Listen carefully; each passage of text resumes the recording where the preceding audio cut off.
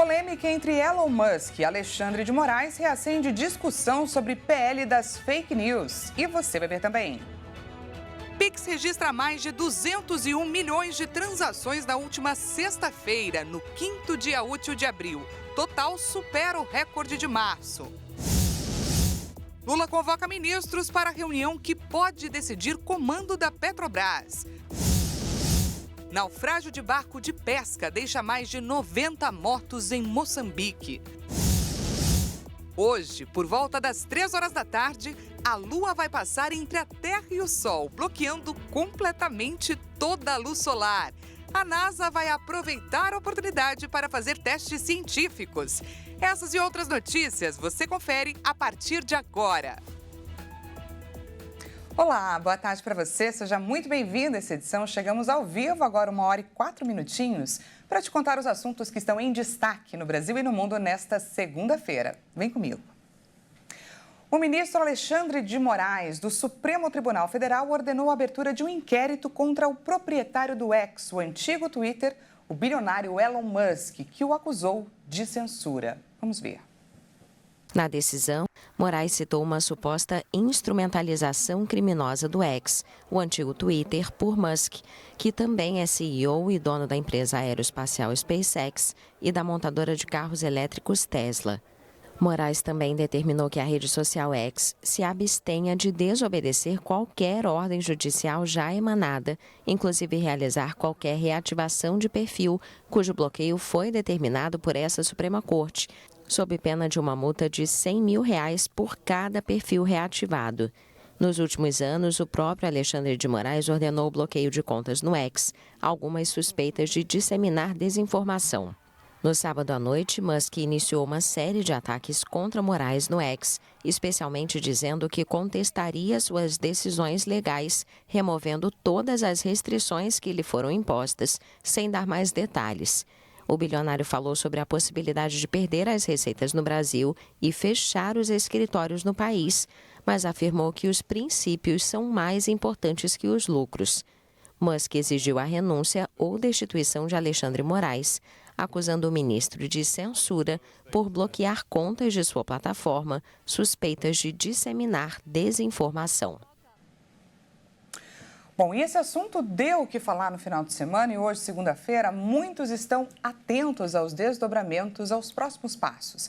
Até o momento, Elon Musk ainda não desbloqueou nenhum perfil, ainda não colocou em prática as suas ameaças.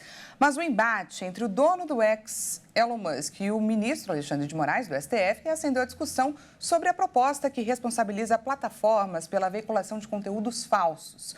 Usando as palavras do próprio Alexandre de Moraes, redes sociais não são terra sem lei. Pela importância e relevância, a gente traz esse como tema da nossa entrevista de hoje.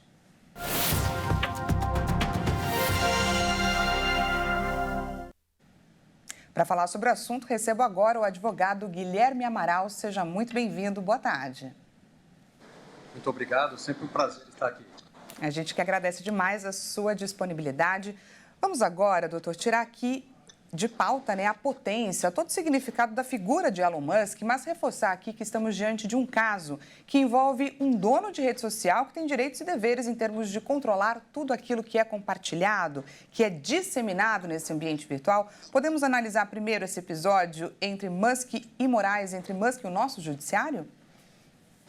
Sim, eu não tenho nenhuma dúvida de que estamos diante de uma situação em que um dono de rede social, um empresário, multi-empresário e um dos homens mais importantes economicamente no mundo, se sente no direito de se colocar acima do direito de cada uma das nações do mundo.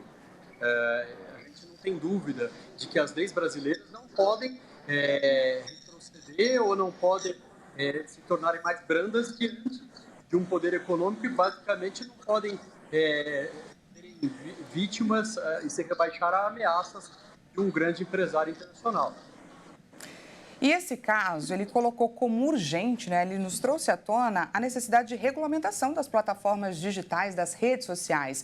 O projeto de lei que regulamenta notícias falsas, o chamado PL das fake news, está parado no Congresso, mas eu gostaria que o doutor nos trouxesse aqui pontos desse projeto sobre responsabilização, sobre dever e cuidado, com relação a punições também que precisam ser discutidos e debatidos,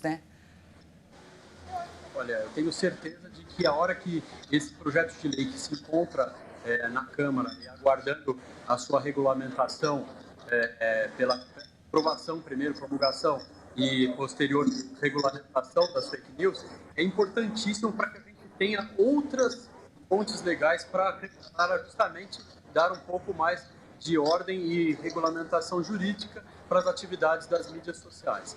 Na verdade, a gente já tem o Marco Civil da Internet, a gente já tem todo o direito civil que regula, de uma forma mais geral, essas redes. A própria Constituição também já regula, ou seja, a gente não precisa hoje de outra fonte legal, mas mais uma fonte que tenha um fim específico de regular a produção ou não de notícias falsas será muito relevante. Mas eu acredito que hoje já temos as armas suficientes para impedir que uma rede social imponha a sua vontade e o que está por trás disso, que é a vontade política de uma pessoa em função do seu poder econômico. Na sua opinião, esse episódio reforça a importância de se defender um ambiente virtual mais saudável, mais livre dentro do possível, é claro, de mentiras e desinformação? Esse episódio pode ser visto como uma maneira do Brasil reafirmar a sua democracia? Sem dúvida, a gente tem recebido diversas ameaças à democracia, tanto do ponto de vista nacional como do ponto de vista internacional. E o Brasil não pode, em hipótese alguma, abrir mão do seu Estado de Direito e menos ainda do seu Estado democrático de direito. É salutar para a democracia que haja regulamentação das mídias sociais, é salutar para a democracia que haja um mínimo de ordem jurídica para que a gente tenha segurança jurídica de que a liberdade de expressão não seja a vontade de uma pessoa, mas seja a vontade de um grande grupo de pessoas, para que ela não seja regulamentada por apenas um grande empresário internacional, e mais do que isso, para que a democracia brasileira não possa ser vítima do poder econômico que, vez ou outra, pela sua grande força, deseja capturar os estados nacionais, não só aqui no Brasil, mas também em todos os outros países em que, eventualmente, não se coloque um estado regulamentador das mídias sociais. Como advogado, qual o desfecho que você consegue pontuar para a gente sobre essa situação entre Elon Musk e o ministro Alexandre de Moraes? Qual o desdobramento possível? Eu vejo como advogado e também como cientista político que a situação que passa entre o Elon Musk e o Alexandre de Moraes, ela não é apenas jurídica, mas ela também se coloca, já que o Alexandre faz parte de um tribunal jurídico-político, que é o STF, mas ela se coloca também no âmbito de uma grande correlação de forças internacionais e que parece que o Elon Musk busca representar. Ele não está defendendo aqui a liberdade de expressão, ele está defendendo a sua liberdade de expressão sem limites. Acredito que ele, até agora, tudo que ele disse não passaram de bravatas, né? Eu acredito que ele não venha a fazer diz que vai fazer, ou seja, que vai impor a sua vontade em detrimento da legislação brasileira. Eu acredito que ele não o fará, mas se o fizer, ele vai ter que se responsabilizar, porque o STF tem tido um posicionamento, independentemente do Alexandre de Moraes, mas também os outros ministros, uníssono em relação à questão das fake news. Todos os demais ministros também têm se colocado a favor de um esclarecimento para que a propagação de notícias falsas não possam induzir os brasileiros e, por fim e ao cabo, a democracia brasileira para um resultado que possa ser diferente do que a liberdade de circulação de notícias, total e absoluta. Tá certo, conversamos com o advogado Guilherme Amaral, que é coordenador também do curso de Direito da Universidade de Guarulhos. Muito obrigada pela sua participação, por todo esse esclarecimento aqui com a gente. É um prazer, boa tarde, muito obrigado. Até mais. Por unanimidade, o Supremo Tribunal Federal esclareceu os limites para a atuação das Forças Armadas. Vamos ver. Por 11 votos a 0, a Corte decidiu que a Constituição não permite uma intervenção militar constitucional e nem encoraja uma ruptura democrática. O esclarecimento foi feito em uma ação do PDT, relatada pelo ministro Luiz Fux e julgada em plenário virtual. O julgamento termina às 23 horas e 59 minutos desta segunda, mas todos os ministros já votaram. Com o resultado, o STF também rejeita a tese de que as Forças Armadas seriam um poder moderador, ou seja, uma instância superior para mediar eventuais conflitos entre legislativo, executivo e judiciário. O ministro Flávio Dino chegou a propor no voto que a eventual decisão do STF fosse enviada para todas as organizações militares, inclusive escolas de formação, aperfeiçoamento e similares, para combater a desinformação. Apenas 5 dos 11 ministros votaram nesse sentido, ou seja, não houve maioria. E veja a seguir, naufrágio de barco de pesca deixa mais de 90 mortos em Moçambique. E falamos também sobre o eclipse solar total que vai acontecer agora à tarde, daqui a pouco. O fenômeno servirá até para testes científicos da NASA. Portanto, não perca, a gente volta já já.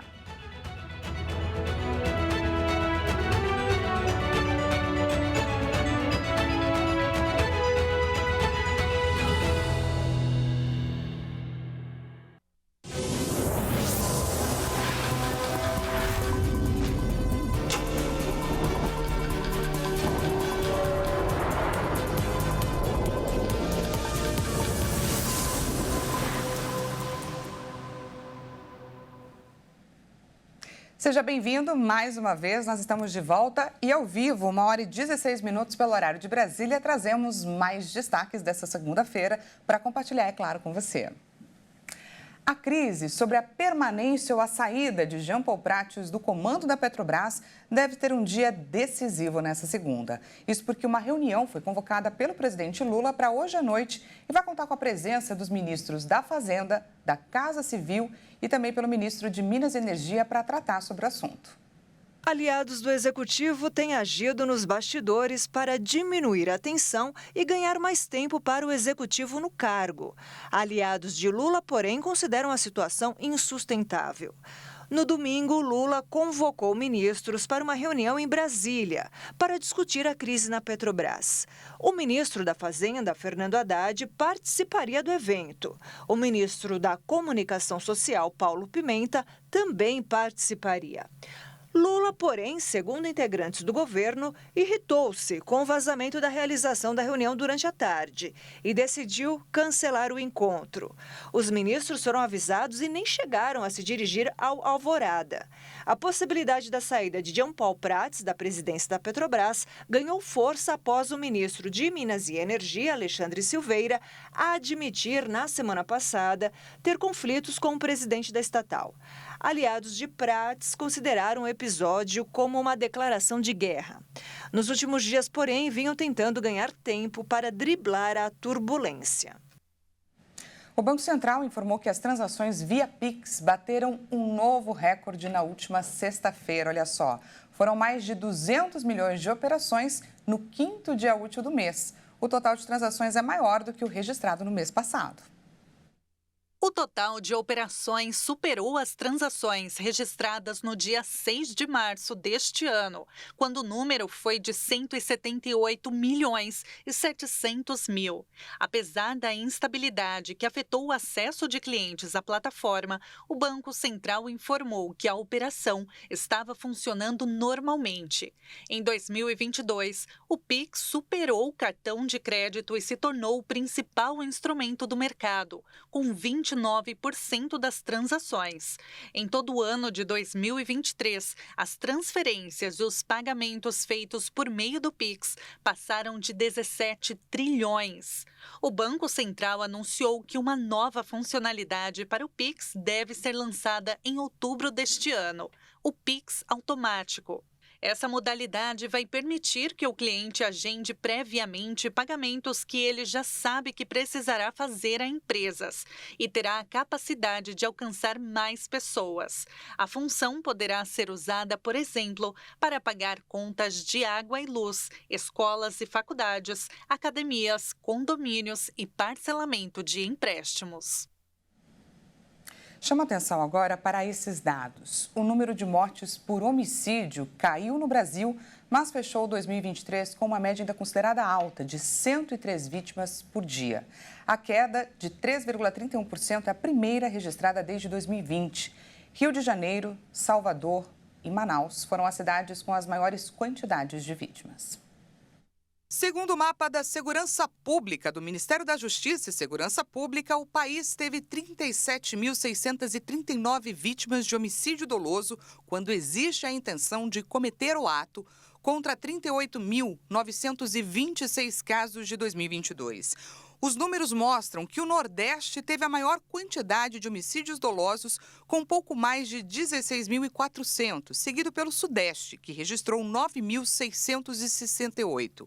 No Norte, foram 5.071, no Sul, 3.917. E no Centro-Oeste, 2.504. Vale destacar que Centro-Oeste e Sul apresentaram as maiores reduções nos casos de homicídios dolosos em relação a 2022. A maioria das vítimas do crime no ano passado era do sexo masculino, mas o número caiu 3,8% em relação ao ano anterior, quando 35.921 homens morreram por homicídio doloso.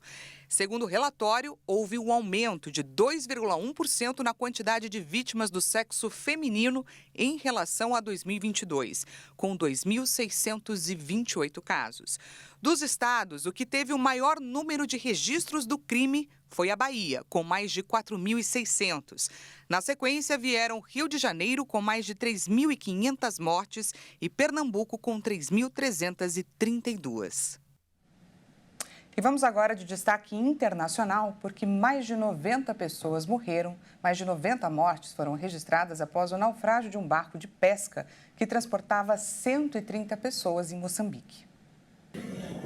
Os serviços de emergência continuam procurando sobreviventes.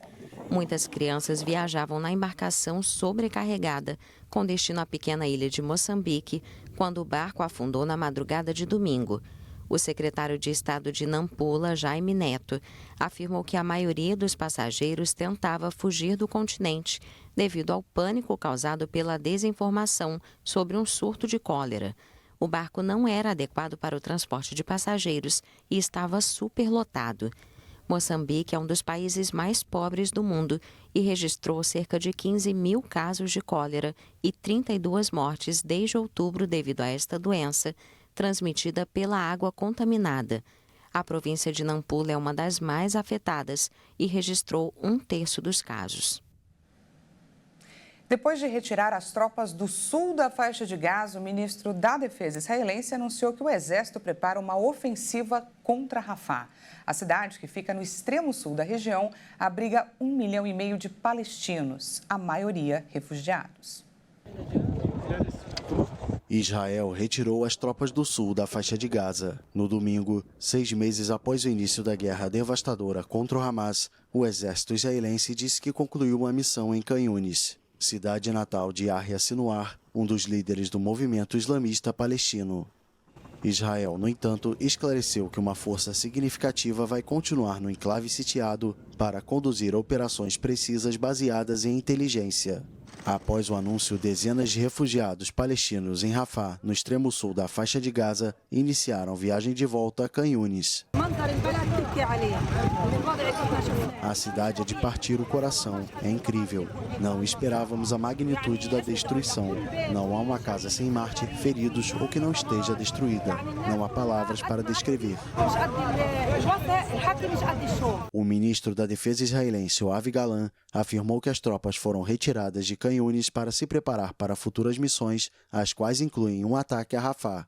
A ONU estima que 1,5 milhão de palestinos se espremam nesta cidade que faz fronteira com o Egito e é o único grande centro urbano da faixa de Gaza que ainda não foi alvo de uma operação por terra.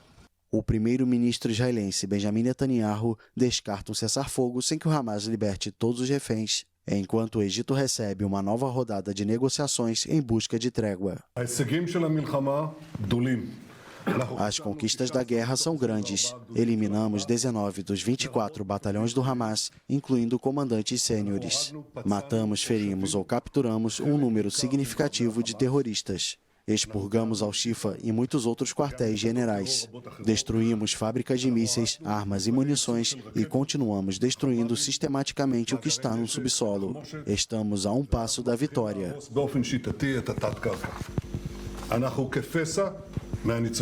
Os 6 meses de conflito deixaram a faixa de Gaza em ruínas. E a ONU alerta que a maior parte dos 2,4 milhões de habitantes do enclave estão à beira da fome. Iniciada em 7 de outubro após um ataque sem precedentes perpetrado pelo Hamas, a guerra já deixou mais de 33 mil mortos no território palestino, segundo o Ministério da Saúde subordinado ao movimento islamista. E olha só, na tarde de hoje, por volta aí das 15 horas, 15h07, 15h17, acontecerá o eclipse solar total. Ele poderá ser visto apenas do hemisfério norte, mas para quem estiver em outra região do globo, não fique triste, saiba que o fenômeno poderá ser acompanhado por uma transmissão ao vivo. Vamos ver. Com seu início previsto para as 15 horas e 7 minutos no horário de Brasília, o eclipse solar total poderá ser visto apenas no México, nos Estados Unidos e no Canadá.